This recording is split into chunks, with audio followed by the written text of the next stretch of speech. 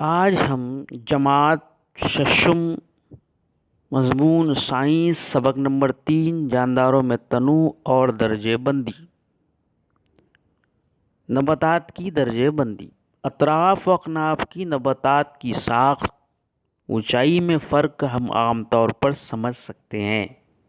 اس بنیاد پر ہم نباتات کی جماعت بندی آسانی سے کر سکتے ہیں، جیسا کہ تصویر میں دکھایا گیا ہے۔ اس کے بعد ہم درخت کی معلومات حاصل کریں گے۔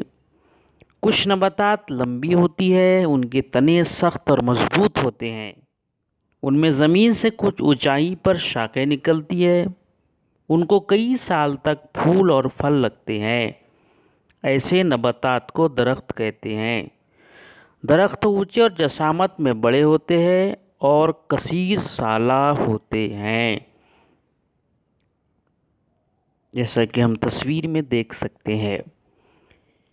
اس کے بعد جھاڑیاں۔ کچھ نباتات زمین سے لگ کر نشو نما پاتی ہے، زمین کے قریب ہی ان میں شاخیں نکلتی ہے۔ درخت کی بنسبت ان کی اونچائی اور جسامت چھوٹی ہوتی ہے، لیکن ان کا تنا موٹا اور سخت ہوتا ہے، جیسے کنہیر، جاسونتی وغیرہ۔ تصویر میں ہم دیکھ سکتے ہیں، یہ جھاڑیوں کی تصویر ہے۔ اس کے بعد ہم دیکھیں گے پودا۔ یہ نباتات کی قسم ہے۔ پودے 1 سے 5 میٹر تک بڑھتے ہیں۔